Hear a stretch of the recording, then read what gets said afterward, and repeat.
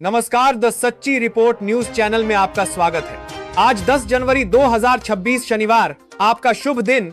दोस्तों, आज हम आपके सामने देश की 50 ऐसी बड़ी खबरें साझा करेंगे जिसे झूठी बिकी हुई मीडिया आपसे छुपाती है, लेकिन हम आपको उन खबरों को डायरेक्ट बताते हैं बिना किसी दबाव के। लेकिन बहुत से भाई ऐसे हैं जो फिर भी लाइक और सब्सक्राइब नहीं करते और ना यही बताते हैं कहां से हमारी वीडियो देख रहे हैं। चलो, बहरहाल आपकी मर्जी। चलिए नजर डालते हैं आज की पहली और सबसे बड़ी खबर पर। संजय सिंह ने संसद में मोदी और बीजेपी पर भड़कते हुए कहा, आप देश भर में भड़काऊ भाषण देते हैं, आपके लोग नफरत बातें करते हैं, पूरी दुनिया अंतरिक्ष में पहुंच रही है, पूरी दुनिया अपने तकनीक का विस्तार कर रही है, तो आप कब्र खोदने में लगे हुए हैं, मस्जिद के अंदर मंदिर खोजने में लगे हुए हैं। पूरी दुनिया जब आगे बढ़ रही है विकास की ओर, तो आप देश में नफरत फैलाने में लगे हुए हैं। पहले आप सुने, फिर इस पर विस्तार से बात करते हैं। कम्युनल वायलेंस क्यों हो रहे हैं? आप देश भर में भड़काऊ भाषण देते हैं, आपके लोग नफरती बातें करते हैं, पूरी दुनिया अंतरिक्ष में पहुंच रही है, पूरी दुनिया अपने तकनीक का विस्तार कर रही है, तो आप कब्र खोदने में लगे हुए हैं, मस्जिद के अंदर मंदिर खोजने में लगे हुए हैं। पूरी दुनिया जब आगे बढ़ रही है विकास की ओर, तो आप देश में नफरत फैलाने में लगे हुए हैं। सच कड़वा होता है, थोड़ा शांति से सुनिए। डबल इंजन वालों, शांति से सुनो। डबल इंजन, शांति से सुनो, शांति से।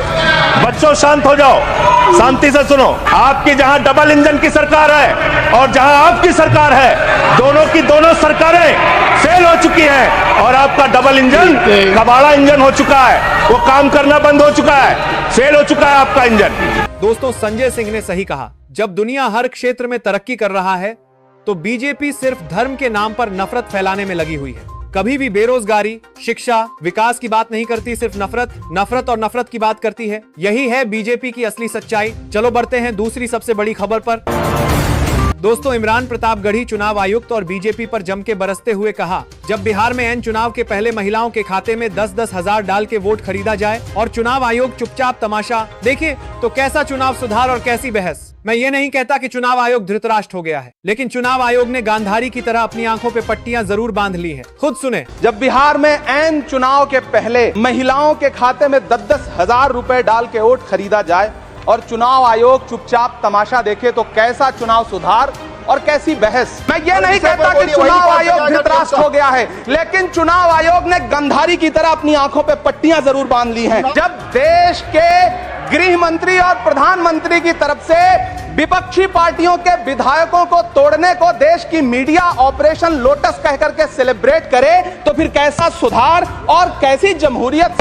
सर, जब यूपी के मीरापुर उपचुनाव में वोट देने के लिए घर से निकली मुस्लिम महिलाओं के सामने पुलिस का इंस्पेक्टर रिवॉल्वर तान के वोट न देने की धमकी दे, तो कैसा चुनाव सुधार और कैसी बहस। सत्ता पक्ष में भारतीय जनता पार्टी के अकाउंट में 10,000 करोड़ रुपए से ज्यादा पड़े हों और देश की सबसे बड़ी विपक्षी पार्टी के अकाउंट में तकरीबन 100 करोड़ रुपए पड़े हों, तो फिर जमहूरियत जिंदाबाद का नारा सिर्फ और सिर्फ ढोंग नजर आता है। समंदर ये तेरी खामोशियां कुछ और कहती हैं, मगर साहिल पे टूटी कश्तियां कुछ और कहती हैं। दोस्तों, यह भाषण चुनावी निष्पक्षता पर गंभीर सवाल उठाता है और इलेक्शन कमीशन ऑफ इंडिया की भूमिका पर जवाबदेही की मांग करता है। वोट खरीद, डराने धमकाने और ऑपरेशन लोटस जैसे आरोप भारतीय जनता पार्टी की राजनीति पर तीखी बहस को जन्म देते हैं। कुल मिलाकर वक्ता का संदेश स्पष्ट है, असमान संसाधन और भय के माहौल में जमहूरियत केवल नारा बनकर रह जाती है। चलो बढ़ते हैं अगली तीसरी खबर पर। दोस्तों, टीएमसी सांसद सयानी घोष ने मोदी की धोती खोल दी। उसने कहा, चाय से शुरू हुई थी सरकार और गाय पे अटक गई और विकास की मौसी 10 साल में इन रास्ते में भटक गई। आम आदमी के दूध, छाछ, लस्सी, दही, पनीर पर 5% की जीएसटी, क्रीम, कंडेंस्ड मिल्क, मक्खन, घी पर 12% की जीएसटी और अमीरों के हीरों पर सिर्फ 1.5 टन की जीएसटी। सरकार उनको रिलीफ नहीं देती है जो विदेश में जाके मिल्क शेक और चाय की चुस्कियां लगाते हैं। कि चाय से शुरू हुई थी सरकार और गाय पे अटक गई और विकास की मौसी 10 साल में रास्ते में भटक गई। आम आदमी के दूध, छाछ, लस्सी, दही, पनीर पर 5% की जीएसटी, क्रीम, कंडेंस्ड मिल्क, मक्खन, घी पर 12% की जीएसटी और अमीरों के हीरो पर सिर्फ 1.5% की जीएसटी।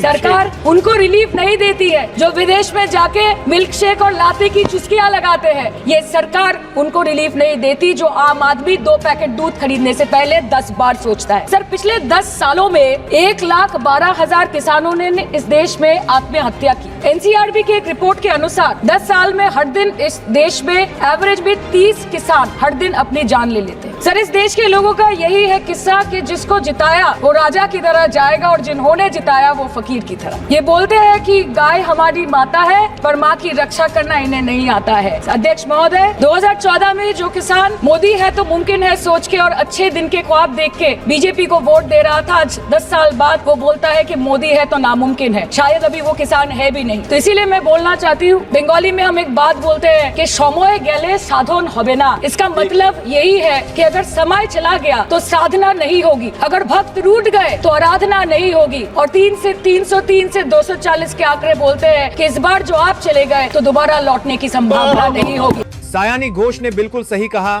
दोस्तों, यह भाषण सिर्फ भाषण नहीं बल्कि जमीन पर पिसते आम आदमी और किसान की चीख है। महंगाई, जीएसटी और किसान आत्महत्याओं के आंकड़े साफ बताते हैं कि विकास के दावे खोखले साबित हुए हैं। आज हालात ये हैं कि जिनके भरोसे सत्ता मिली वही खुद को ठगा हुआ महसूस कर रहे हैं।